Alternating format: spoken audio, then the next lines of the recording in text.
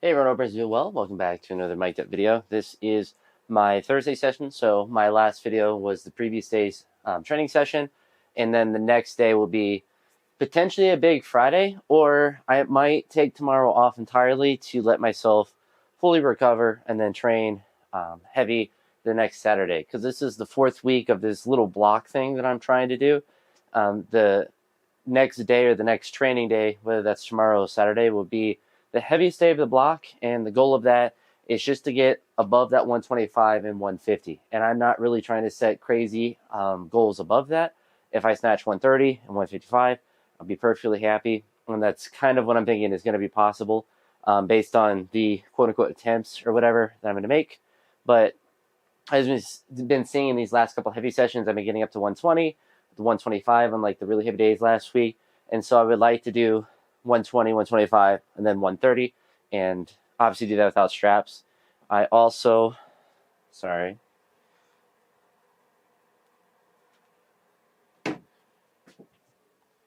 there's a weird thing on Instagram where you can put notes. If you look at your messages screen on Instagram, there's like this new feature. I don't understand it. So that's what that message was. Just a person that I'm friends with on Instagram was like, he put that as a message, like, I don't get this, and honestly I don't either. It's like a story for your messages. It's, I don't know, sometimes they do stuff and I don't get it at all. But what was I saying? Oh, and then for clean and jerks to go 135, 145, and then potentially 155, depending on how all that feels. And that's all depending on how the body feels. We'll say in the previous session, I was, as the title does say, I was very tired and sore. And that's because I was in fact tired and sore. But I think those heavy deadlifts finally caught up to me, because the last time, well, I did 275 on Monday, and then last week, early in the week, I did 275, and then I did 290, which is very heavy percentage. Even, I'm going to say even for me, but based on like my lifetime max. And I did 280 before that. So for me, quite a lot of deadlift volume. Not that I can't necessarily recover from it, but I was definitely feeling that fatigue on that Wednesday. And I was just kind of generally sore. I still lifted pretty decent, even though it looked kind of terrible. But usually when I feel that bad, then I miss everything and don't do any good lifting at all. And I'm not able to get up to heavy numbers whatsoever. So I did luck out in that. But I think lifting, doing power snatches, and some power clean and push jerks potentially. I haven't decided. Push jerks or power jerks. Doing that today will hopefully get me pretty recovered for tomorrow. And that's why I'm kind of waiting until then to really decide. But you see me playing around with these. I actually bought, I guess at the end of the video on the pulls, you'll see me using them. But I randomly bought these off Amazon, Serious Steel Fitness ones. And the reason I got them is they look like the Iron Mind ones, and they're connected. And I've never used connected ones. So anytime I've gotten connected ones, I've never got them to feel right, because I've tried the Weightlifting House ones, the Tahiti ones, and Hook Grip, and they're all too thin. And they have this similar material as the Iron Mind ones, but the actual like material is too thin. And I think like the Weightlifting House ones are too long, and then they all, besides the Hook Grip ones, I didn't use those enough, but the Tahiti and the Weightlifting House ones just got tore up like really fast in training. The Iron Mind ones, if you had to get one, I would honestly just get those, because you can tape them together if you really want them to be together, and they are the most durable ones that I've had. The only reason I bought a new pair at one point was because I lost one, and I've used it. I basically bought it like as soon as I started weightlifting, and I've used them throughout. But I got these, and it's hard to say how durable they are, because I've only used them once, but the feel of them is the feel that I want. So like a rougher material and a little bit wider, and they're like $10. So, obviously I'm not sponsored by anything. I'm not big enough for that, but I was pleasantly surprised, because I just kind of spontaneously bought them when I was on Amazon looking for, I think I was getting some books or something. And I was like, oh, might as well get these, because the reason I wanted ones that are connected is not really because, well, I wanted them more so for pulls and stuff. So if I'm doing like a bunch of snatch pulls, I can just have them on like this, and I don't have to worry about taking them off. But Yeah, I was pleasantly surprised because usually the ones that are connected, I just never wear them right, and they just never feel like I have a good solid grip on it. So I don't know what that's about, but I feel pretty good today. Nothing's really too sore, but nothing's really too great. The real measure of how sore you are is when you do that first overhead squat. Oh, everything feels fantastic. Upper body feels pretty good. Lower body's sore. Thankfully, I'm stretchy. Not too bad. Oh, been kind of rambly. I didn't do a commentary in the last two videos. I've done that in the past with some videos, but I suppose it's kind of an experiment to see if those kind of videos perform better, just normal training. Because if I'm going to personally just watch my own videos, which narcissist in me likes to do sometimes, especially after they're edited, and just kind of watch it through to see the progression of whatever training session happens to be, I don't like to listen to my own commentary. I already know what I'm going to say and I already know my thoughts about it. So it's kind of nice to just watch it. So I don't know if I'll do that all the time or if that'll be a rare thing or the norm or whatever. But it's kind of nice to do these mic'd up videos because I can just have like a longer thing where I'm just kind of get all of my thoughts out and not really limited by the length of the workout. But I'm going to load 43 on the bar and probably talk a bit more before I do my first set of power snatches. That's really going to be it today, though, is power snatches up to 80 or 90 kilos and then power clean and push jerks up to like 110 at the most. So pretty easy session, but that's the goal, is to just get moving so I can get ready for hopefully tomorrow or Saturday. It doesn't really matter which because I'm not doing a competition. I was watching some of Zach Tellender's most recent video of his 200 subscriber Q&A thing, or 200,000 subscriber Q&A thing. And then it's really neat because I've been watching him for years at this point. I don't know exactly when I got into watching him, but it was pretty soon after weightlifting. I kind of went through that honeymoon phase of weightlifting where you're just trying to consume as much stuff as possible. And I'm probably still kind of in that phase. But when you are, what I remember is like when you're getting into it, there's so much old clips and information that you can kind of get into that you can kind of obsess over it. And just with the way YouTube works, it has, super old videos at this point now. It's just kind of weird to think about, videos from as early as 2007. But once you get into weightlifting, then it suggests more. And then there's so many obscure random videos and you find all the popular ones and you kind of just get obsessed with it. But it was definitely after 2017, because anytime before that, I was only dabbling in it a little bit, but could have been at some point there. But once you get into it, then you just get a little obsessed with it, and you just want to keep consuming it. So it's pretty neat to see his progress there, and just kind of how he's changed over the years. Not even in a bad way, just kind of gone through life. It's gonna be weird when I'm like 40 or 50, seeing all these YouTubers, because they'll eventually quit and whatnot, and I'm sure eventually like I'll quit too. It's not a crazy thing to think, but it's weird to think that you can kind of see people not necessarily grow up, but change. In some sense, you can see some people grow up when they, like Clarence, you can see him as a kid all the way to now, but you just see just differences in people. It's interesting. It's definitely a unique part of the human experience at this point. I suppose I should probably snatch this at some point. I'm not even worried about how it's going to feel, my body being sore. I'm just procrastinating. I didn't even take any caffeine today. Just drank my normal coffee. Oh.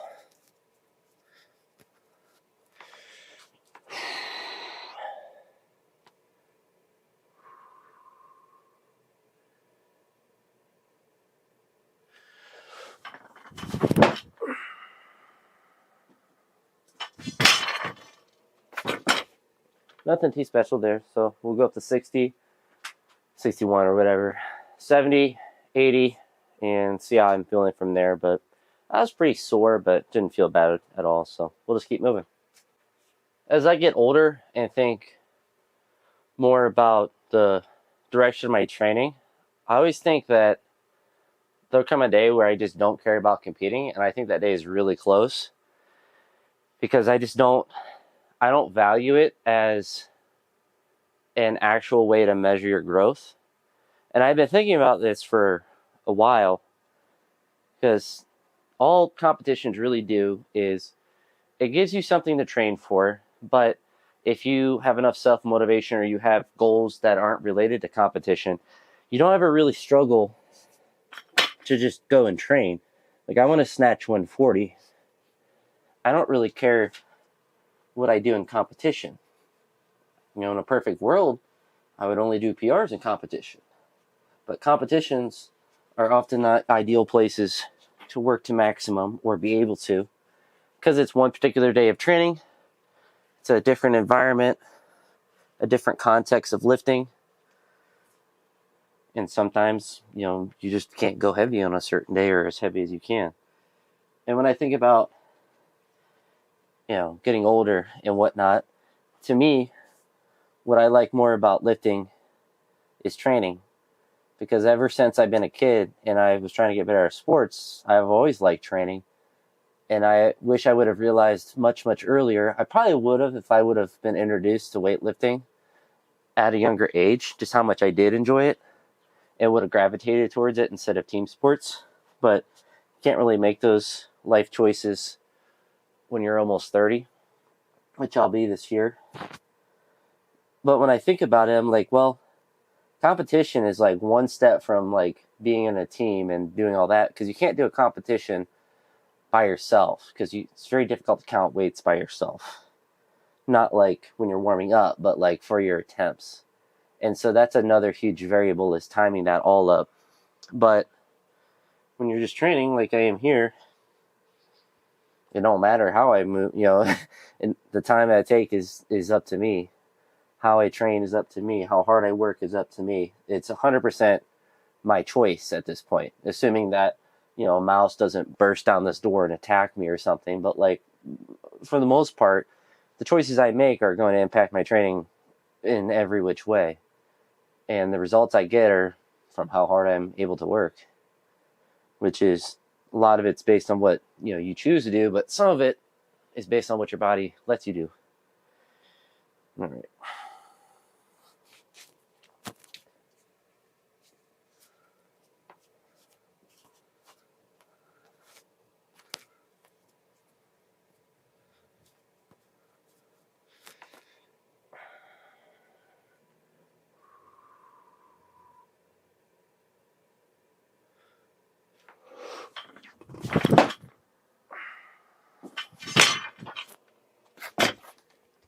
Not too bad. Not too bad. I got to put some chalk on. It's getting a little slippery. I haven't used it yet.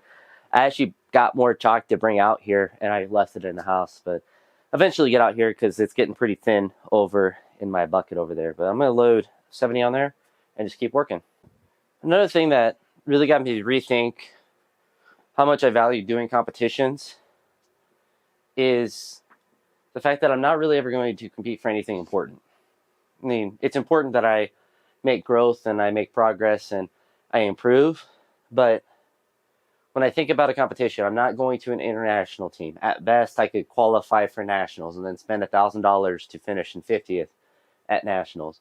To me, lifting on a big stage or whatever is not something that motivates me to train harder.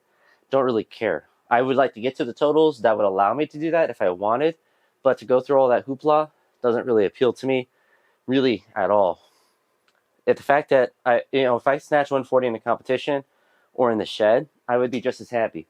Probably a little bit more in competition, but not like I wouldn't be sitting at the end of my weightlifting life and being like, wow, I only snatched 140 in training. And it's like, no, I snatched 140. It doesn't matter, in what context, unless it's like, blocks or something.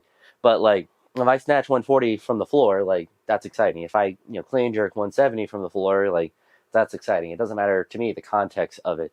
In a perfect world, you do a competition, but in a perfect world, I would have started weightlifting when I was 6 years old. We don't live in a perfect world. And so, the best numbers I'm ever going to get to are going to be, well, actually, when I started, I actually had a pretty realistic viewpoint, which was 150, 180. And I may never get to those numbers. They may be out of my reach, but they're not unrealistic. It's very possible to get to those numbers if everything goes right and training continues to progress.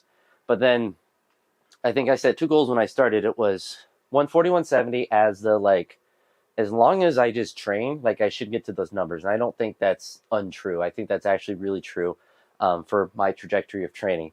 And then I was like, everything goes pretty good, really well, 150, 180. And then in the back of my mind, I was like, anything more than that, that's like, that'd be sweet. But like, that's probably the limit because I'm going to run out of time of just age before I can ever push past those. And if I were to go like set a goal of 160, 200, I'm like, that's probably steroid realm. And for me to do like 160, 200, souped up on all the pharmaceuticals, doesn't really appeal to me because they aren't really that impressive. Because there's people that have to pass drug tests that are able to do those numbers, and they wouldn't, even if I could go to a competition in that state, it wouldn't win me anything. So it wouldn't really matter to me.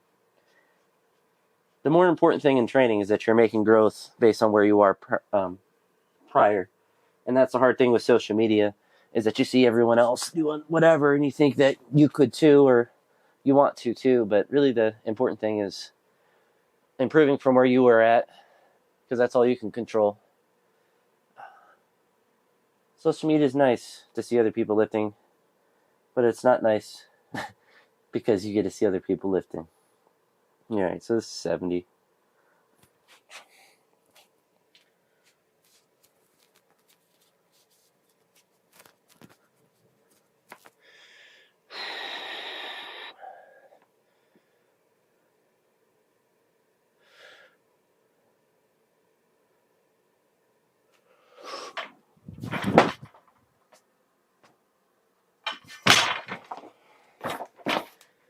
Feeling good in the neighborhood, so we'll go up to 80 now. Let's keep moving. So just 80 now. Nothing too crazy. So getting back a little bit to the Zach Tellender stuff, and just thinking about kind of growth over the years. It's really cool how, YouTube has shorts and that, really kind of skyrocketed my channel from where it was with like 300 subscribers to, I think the last I saw today it was like 1,460, something around there.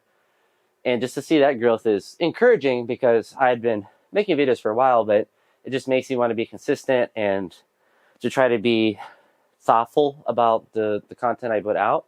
Not in the sense that like I'm going to say like bad things, but like if I'm putting out training videos, like I should be pretty thoughtful about how I'm going about my training and think about it thoroughly. So I'm putting good videos out, or at least good ideas out, and saying like, here's what I'm thinking about this and that, not just, I don't know, I'm just going to see how it's going to, flow today and just kind of fly by the seat of my pants, but actually to like come up with a plan. So it's nice for that, because you want to not look like an idiot. And that's why I think a lot of people should record their lifts and stuff and look at them, not to necessarily post them, but to track how they look and to be able to measure their own progress.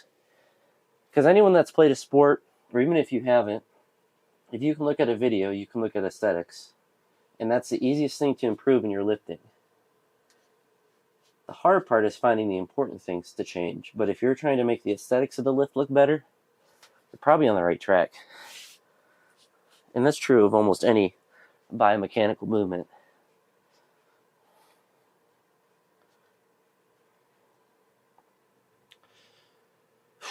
So just 80 now.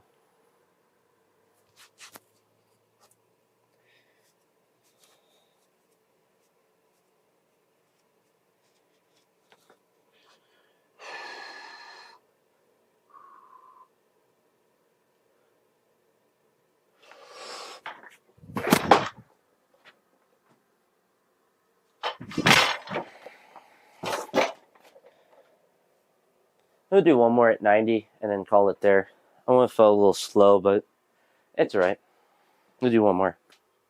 So we just got 90 now. This will be my top set. Then move on to some power clean and push jerk. Call it a day. I know this will be a long video because I've rambled for a while, but exercises themselves aren't too long.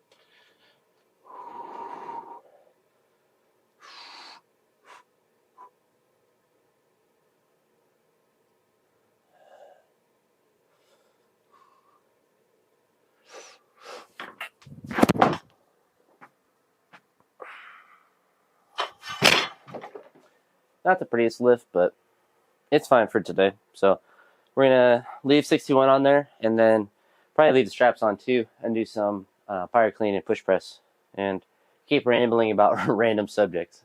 Being a teacher, I always have thought that it'd be cool to just teach weightlifting.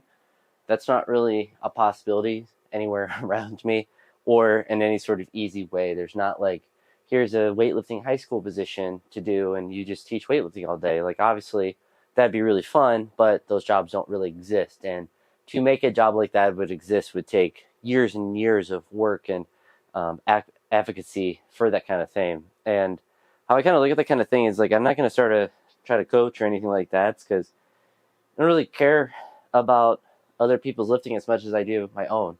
And that will probably change as I get older and I stop lifting. But it's a weird thing. So I think it's because I've gotten burned too many times in person. Like when I look at someone online and they're lifting and I'm like, hey, you should try this or do that. Like I don't mind that because I enjoy looking at that kind of stuff and thinking about that stuff. But when I'm thinking about like actually like programming or coaching for someone, it's just like have gotten burned with training partners in the past. I was like, my good roommate is the only person I've done weightlifting with that hasn't disappeared or quit weightlifting. Most people, and it's really in a couple different levels of people. The first one is like, they try it for a day, they go, wow, this is insanely hard, and I'm never going to do it again. Those kind of people never bother me. They want to just see how to do a snatch or an overhead squat. They realize this is really, really difficult to do, and they don't want to do it because they're good at other lifts or they just don't have the time or the interest. And I think that's fine. Like I think it's fun when your friends want to try to do a snatch or something, even if it's just for a day. The people that bother me more are people that get into it as much as you are into it.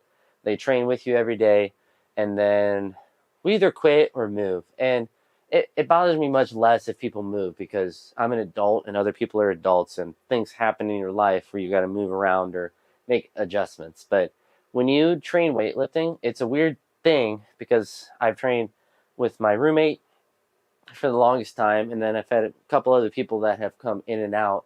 And the only person that's really bothered me is one guy, and nothing that like he did that was morally wrong, but he trained with us every day. We would do snatch, clean, jerk, everything, all the normal stuff. And you might be able to see him in really old videos. And he just disappeared one day. Didn't say anything.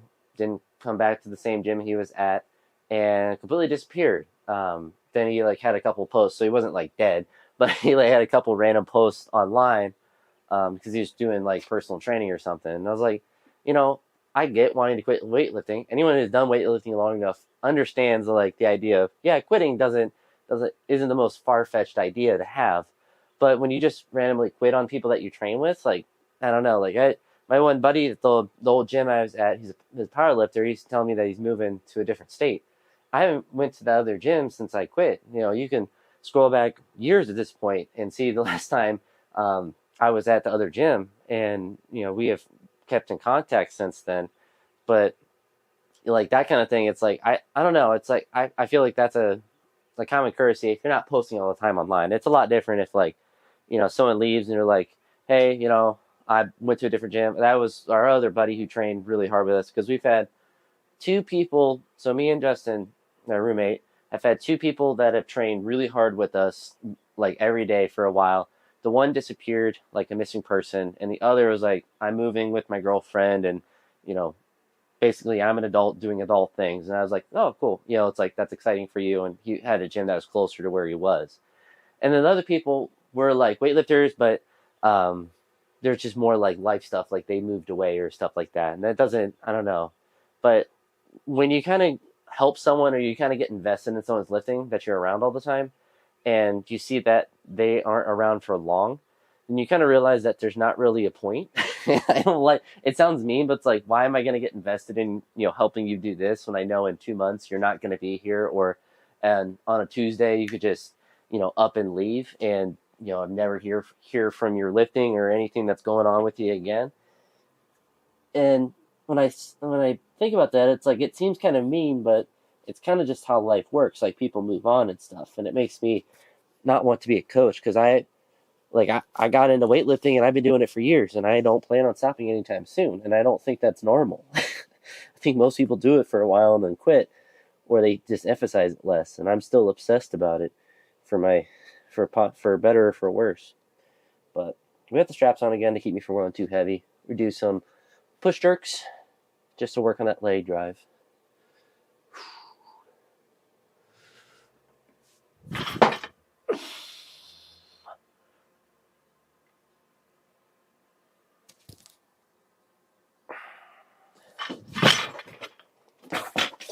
I'm glad I didn't hit the mic. I gotta make sure I move that. I was worried that the bar was gonna be sitting on it. I need that Tremerkin front rack so I can have the mic on my front the whole time. Actually, probably wouldn't want that rack, but we go to 80 kilos from there. And it's weird because, the people that have lifted non-weightlifting with me in person, have quit or moved on or, went to other states and stuff like that. Maybe it's because I'm a terrible person. People at my ages and in your 20s, lots of things change anyway, regardless of whatever kind of training you happen to be doing. But the community of weightlifting is so small that the statistical chance that another weightlifter is going to just walk into the gym that you're at and train, no matter if you're in public, unless you're in like a weightlifting specific gym. But a big reason I don't go to weightlifting specific gyms around here is they're not open 7 days a week. They require coaching, and they're like $100 a month. This in here is $0. Well, however much it costs to heat and use electricity in here, but certainly not $100 a month. And if you want to go to a weightlifting gym and you don't want coaching, they don't really want you there, especially if you're like me and you're stronger than them. I was one gym I looked into, it was like $100 a month. I was like, how much is it if I don't get your programming? And he said, $100 a month, or it was like 125 or something ridiculous. And I was like, okay, so your programming is worth $0 a month. I don't want your programming because I ain't gonna follow it.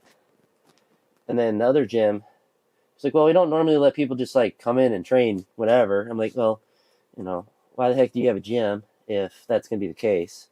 And I'm also not gonna pay $100 a month to have limited access to a space. It's ridiculous. Gym I go to now is like $30 or $35, and I have 24-hour access in a shower. Like you can't beat that, and they're cool people at the gym. So you can't beat that.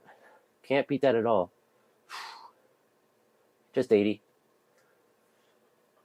Unless I don't load on one side. My goodness. I've been talking too much and not focusing. I can't believe none of you stopped me before I lifted that. Clearly, I didn't put the weights on the other side. I did put them on the left side, not the right side. I always have a good laugh when I do that with light weights, but if I ever do that with really heavy weights, it's one of the most angry feelings you can have when you get all hyped up and then you pull it. Realize that there's an extra 5 pounds on one side. Oh. Almost loaded up to do a snatch. Alright. It's actually 80 kilos now.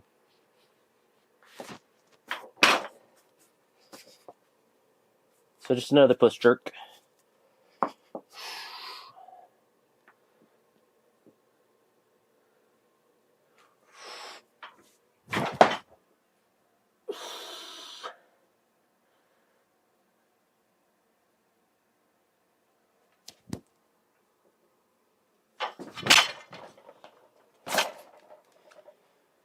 Pretty easy, but we'll load up 102, go from there. I might just stop at 102, or I might go to 110 or 111, whatever that is out here in the shed. But pretty easy, despite the misload. It did feel weird pulling it, but that was just because I went from 20 less pounds to the correct weight. Thinking about my future in weightlifting, I think earlier I talked about the numbers, goals, and stuff like that. But there's going to be a point where I either don't want to train, I get hurt and I'm not able to train, or I just age out of the sport. I don't want to be one of those. I was looking at USA weightlifting, and there's someone in the 60 to 65 category doing a clean jerk with 80 kilos. Like, at that point, why would I want to lift? If, you see I'm power snatching 80, or, I just did 80 there. Like, if that was the max that I could do a clean jerk, like, I wouldn't even have to train to do that weight. at that point in my life, you would just show up to competition and do it. And I think when you get to that age, it's obviously like you're not going to progress like you did normally, but like if you're training, a lot of it's just dealing with pain and not really pushing and progressing in any sense, whether it's from 80 to 85. Like it's more so just, oh, my wrist hurts so bad because I'm 65 years old and now I can't, hold this weight or whatever.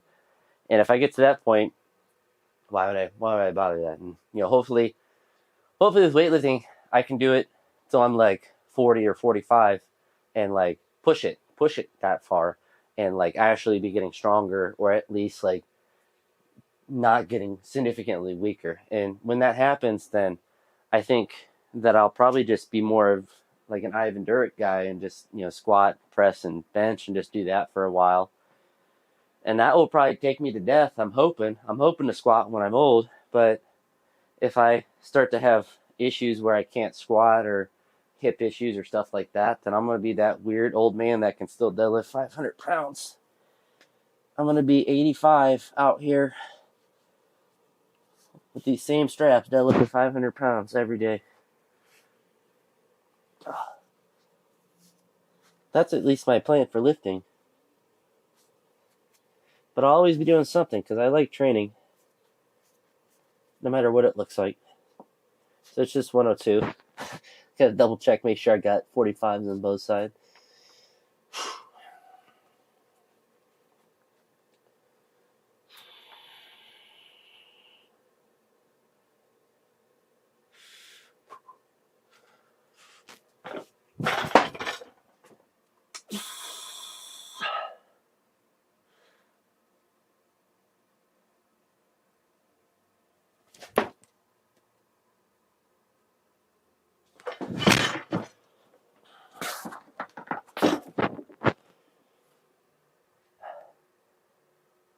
I'm getting a call.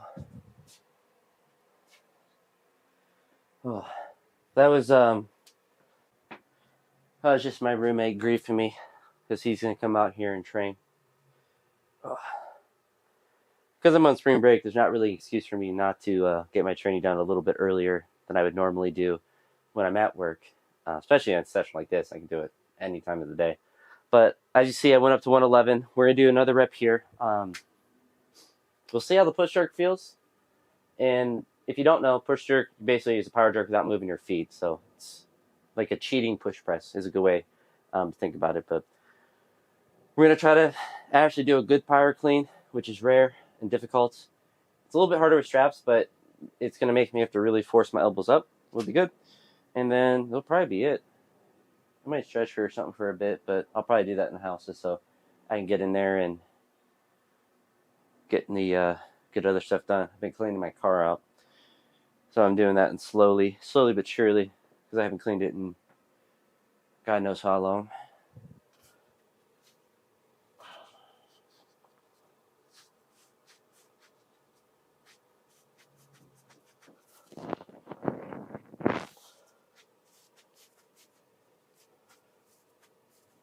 So it's just 111, like I said, assuming I loaded it.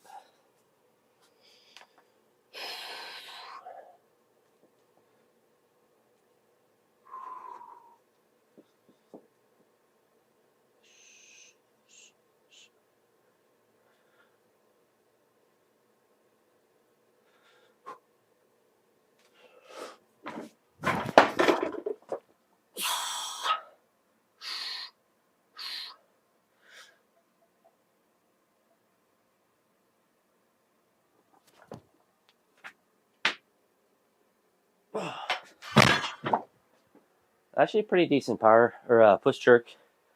Push a little bit forward, but it's making me think it'll be a good accessory movement for me to add in to some of these lighter days. Which, if you look at my good old Google sheet, you notice that week 5 I moved some things around, which is the next week of training.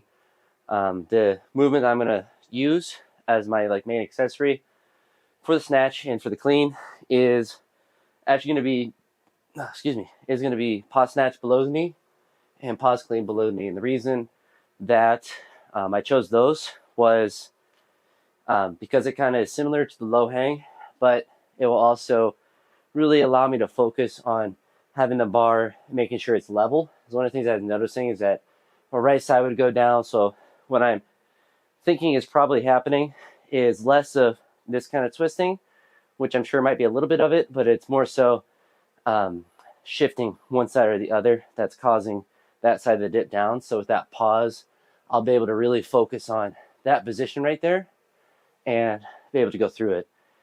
For jerks, I suppose it could just be push jerks like that. Actually, probably be a pretty decent movement to add in. Definitely want to add more push presses in general, but push jerks will be nice to add in as well. So if you're thinking like overhead progressions, doing a strict press to a push press to a push jerk to a power jerk, you can kind of just linearly progress the weight up throughout a workout. So it ends up being a really good session if you do something like that.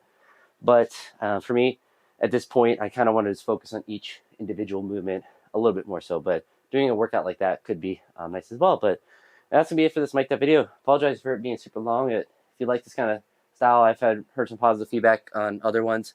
This one will certainly be long and a lot more rambling. So I do apologize for that. But I suppose maybe the regular workouts will just be, just the music playing over the gym sounds, so I'm not getting struck by the copyright stuff. And then these can be kind of more talk, like longer format. So then you're kind of prepared one way or the other. Maybe not. I'm always kind of thinking of different ways to format these things to make it, just work better for YouTube, for people that watch, and for myself, because sometimes I like to look back at my workout videos. Not so much like this kind of video, but normal workout videos. I like to go and see, especially like right after I finish editing them, just to see the flow of training. But that's it for this one. I will talk to you all in the next video. Hope you all have a great day. Peace.